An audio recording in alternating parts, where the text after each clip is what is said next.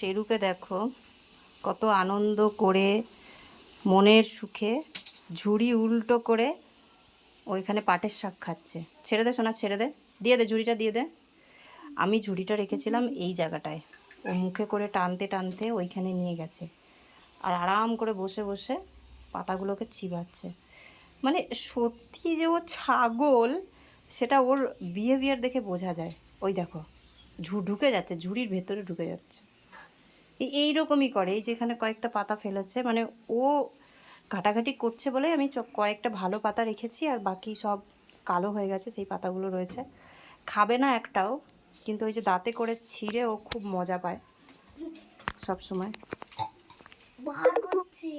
দেখো এইভাবে ঝুড়িটাকে উল্টিয়ে উল্টিয়ে নাও। এই আবার আরেক বুদ্ধিমান নাও। এবার ঘাস পাতা ফেলে দিয়ে, এটা কি হয়েছে? এ শেরু, শেরু, তোর দিদি তোকে দিয়ে যা পারে তাই করায়, আর তুই চুপচাপ সেগুলো দেখিস আর চুপচাপ থাকিস। একটা জিনিস দেখাবো। এটা কি হয়েছে? এটা কি? তো আমার দিকে দেখাও। আমি আজকে আপনাদেরকে একটা ম্যাজিক দেখাবো। সবজির কাটরিতে আলু, ঠিক আছে,